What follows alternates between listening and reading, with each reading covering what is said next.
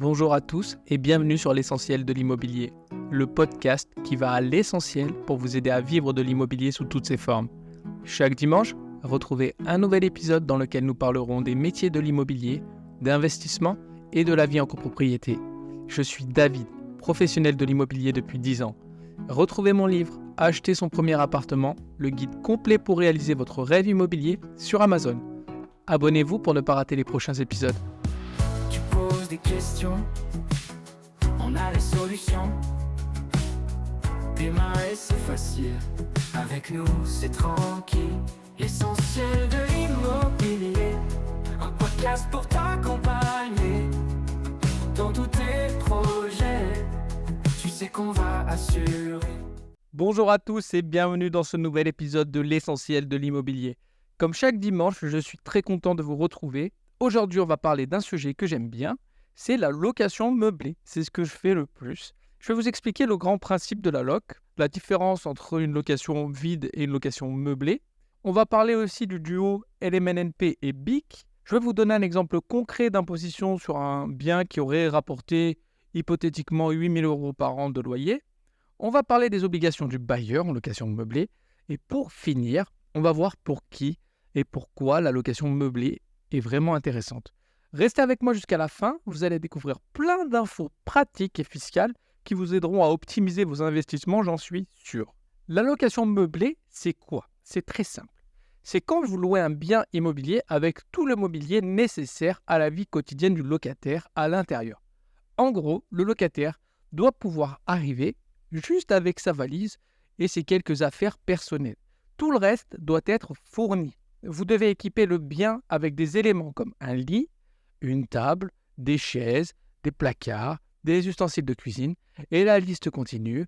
Vous allez même mettre les fourchettes, les couteaux, les cuillères, les oreillers, les draps. Si vous voulez la liste complète, elle est disponible sur le site de l'État. C'est vraiment cadré. Il y a une liste de mobilier à fournir à votre locataire pour que ce soit qualifié de bail meublé.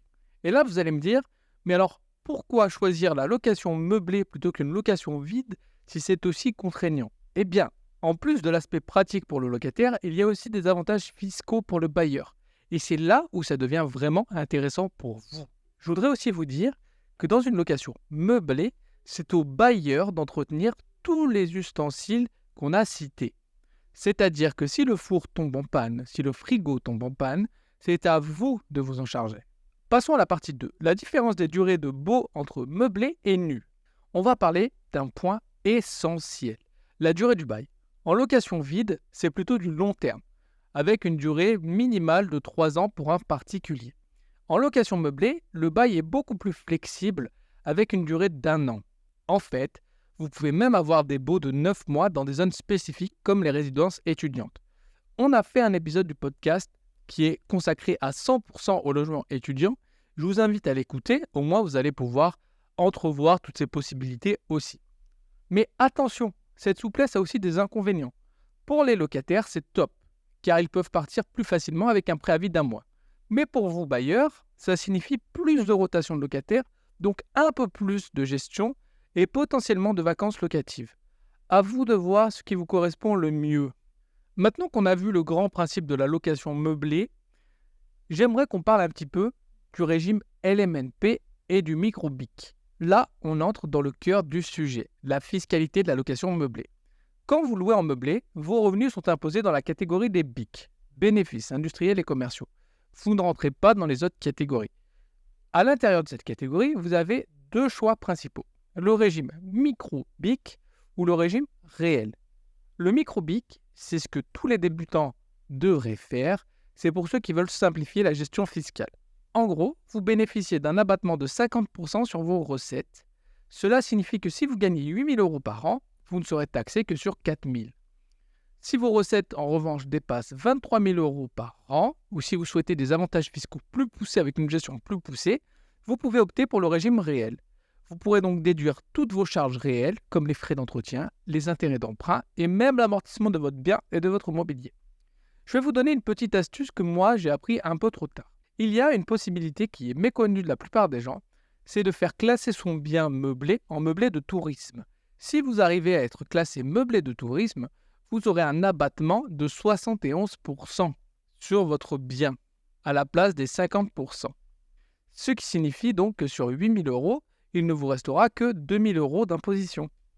Rentrons un petit peu plus dans le cœur du sujet de l'imposition.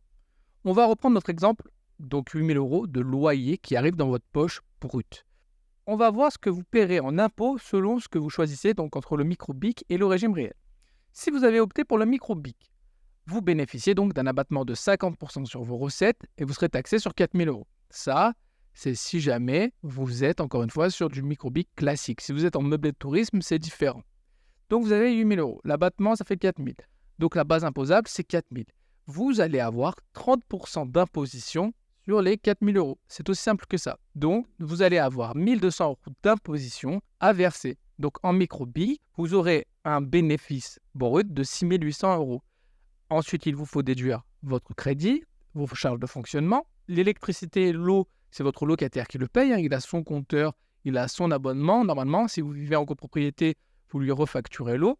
Mais vous avez donc 6 800 € et sur cette base, après, il faut déduire vos frais à vous. Mais c'est le seul abattement que vous aurez si vous êtes au régime réel. Vous pouvez déduire vos charges réelles. Supposons donc que vous avez des charges comme l'amortissement du bien sur 20 ans. Pour un bien à 100 000 €, vous avez 5 000 €. L'amortissement du mobilier, vous avez 1 000 €. Frais divers, entretien, réparation, vous avez 5 000 € ou 500 €. Allez, 500 €. Cela donne un total de 6 500 € de charges déductibles. Donc, sur 8 000 € de recettes, vous avez 6 500 € de charges déductibles et la base imposable après déduction, donc 8 000 moins 6 500, c'est 1 500. Donc, vous allez payer un impôt à 30% sur 1 500 pour le coup. Donc, c'est plus avantageux. Vous n'allez avoir que 450 € d'impôt. En régime réel, vous paierez donc 450 € d'impôt. Donc, vous garderez en bénéfice brut 7 550. Je l'ai fait de tête. Je vous mettrai, si vous voulez, un petit lien vers un tableau où on comparera tout ça sur cet exemple. Mais en micro-BIC, vous payez donc 1 200 € d'impôt et vous gardez 6 800. Et en régime réel, vous payez 450 € d'impôt et vous gardez 7 550. Malgré tout, le régime réel est très intéressant. Mais si vous débutez, je vous conseille vivement de démarrer par un régime classique en micro-BIC avec un abattement de 50% ou 70% si vous êtes classé meublé de tourisme. On consacrera un épisode entier consacré à l'aspect fiscal de la location. Passons maintenant aux obligations du bailleur en location meublée. Côté obligations juridiques, en tant que bailleur, vous avez plusieurs responsabilités. Vous devez par exemple souscrire une assurance PNO, propriétaire non occupant, qui vous protège en cas de sinistre.